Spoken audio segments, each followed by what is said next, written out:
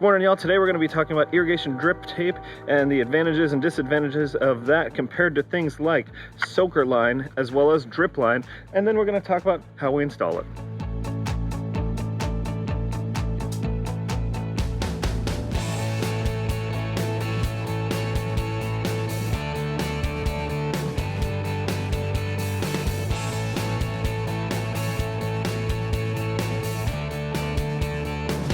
You guys have probably come up with this question before. You have garden boxes like we have here that we've featured on the channel before, and you want to know, well, how do I water these efficiently?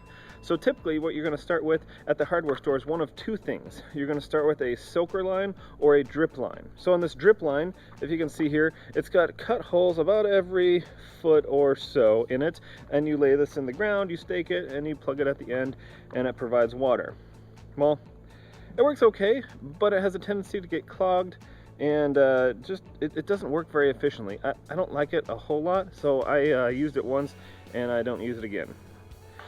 The other option you have here that's at the local hardware store is soaker line. This is a real porous, like rubber material, and when you flow water through the middle of it, you get water that just seeps out the side randomly throughout the line. The problem with this is if you put water in at one end, the majority of the water tends to seep out at the front end of that, and then towards the end you don't get very much water at all, so it's not very even.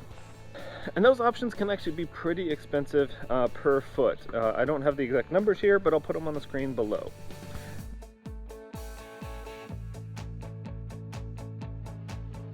The thing I really like to use for all of my projects when I come to watering like large areas or garden boxes is irrigation drip tape. This stuff is awesome, and it is super cheap compared to that soaker line or drip line per foot. I actually got a large spool of 1,000 feet of it for fairly inexpensive, about 90 bucks, but it's 1,000 feet of it, so it'll cover quite a long distance. You don't need a whole lot of the stuff. So what this is it's like a rubber or a plastic tubing, and when there's no water in it, it kind of flattens out, as you can see. But it does have little holes drilled in it, and it's got the little emitters, kind of like that drip tubing does, but these are a little bit more efficient. I'll tell you why in a second. And then what you do is you connect these up to hoses, and at the other end you plug it by usually just folding it over and inserting it into a little device like that. So when these start working, water starts flowing in here and the line starts filling up. The advantage to this is that water doesn't start coming out of the emitters until after there's pressure in the whole system and the lines are fully full. So what that means is the emitters that are at the start of the system aren't going to start dripping water until the emitters at the end of the system start dripping water. They all drip at the same rate at the same time, so it gets a nice even watering to your system. It also doesn't use very much water at all. We have not seen a significant increase in our water bill since we started using these in our garden boxes. So what we're going to do is we actually have two lines that need replacing in this garden box, and we're going to show you how we do that. So basically, to set up the garden and get started, we're going to bring in a 1/4 inch tubing and take it all the way around the garden, and that's what I have here. You can get this on Amazon. I have a link below for you, as well as usually at the local hardware stores. Then what you're going to do is get these valves, and these you can get on Amazon, and that's where I got them from. What they look like, you can kind of see them here. They got one side that you'll poke into the 1/4 inch tubing, and then the other side you hook up irrigation drip tape to.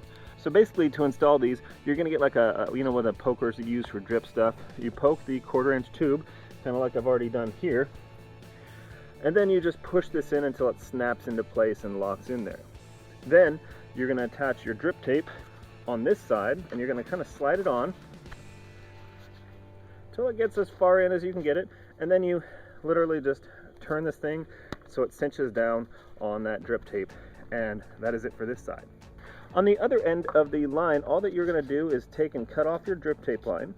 You're going to fold it over and take your end piece and slide it on. That just ensures that water's not going to escape out the end. So I'm going to go ahead and get these other two lines installed, and then we'll finish up.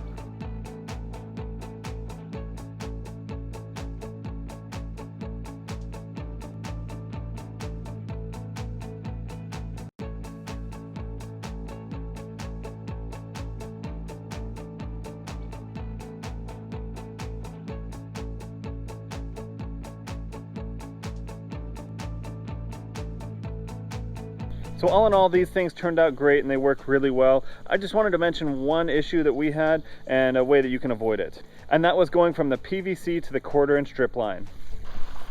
So as you can see, there's a small or medium-sized leak on that PVC as it comes out. So basically, it goes from PVC to a 1/4 inch line, like connector type thing, and then it goes to a T. And on one side, we just kind of taped it off so that it would be shut off, and the other side, it went 1/4 inch down the line to our drippers. We did this because we wanted to make another section in our other garden box for the drip tape. We just have yet to do it. So if I had to do this all over again, I would just make a PVC up, do a like T with the PVC, and go PVC to a 1/4 inch on one side and PVC to a 1/4 inch on the other, and solve all of these problems. It really doesn't affect it a whole lot. It just gives more water to that side of the garden than the other. All in all, our drippers work great, and our garden is getting some good water, so we're gonna till it up and get ready to plant some stuff in it. One thing I did want to mention is water pressure. So here we have really good water pressure, like 80 PSI, which is good in a lot of instances, and it helps us out with things like long sprinkler runs. But in this case, these don't do really well with high PSI. So you got to do a couple of things, and we actually did both. Is at the valve system, you're going to use a pressure regulator that's supposed to take it down to 25 gallons per hour. And then you can also buy a valve where you can adjust the pressure, not the on and off, but there's going to be a second little twisty knob thing that you can turn down the pressure on, and that can help. So we used both of those. In addition, at the end of every drip tape line, there's a little flag, and that flag adjusts how much water goes down into that drip tape line. So we use all three of those to control it, and it works out pretty good in terms of getting the right amount of water, because if you don't, it actually pops the lines off and it sprays water everywhere. All right, so all in all, this drip tape is actually really affordable, really efficient, doesn't use a whole lot of water, and it does great for watering our garden area in here for really inexpensively. Down below in the description, I've put links to all of the products that we use, the drip tape, the 1/4 inch tubing, all of the valves, all of that stuff. So if you need help finding them, you can use the link below in the description to get some down there. So thanks a lot, y'all, for watching. If you think about it, please consider hitting that subscribe button and clicking on the bell icon to be notified when all of our videos do come out each and every week. Thanks a lot, y'all. Have a good one.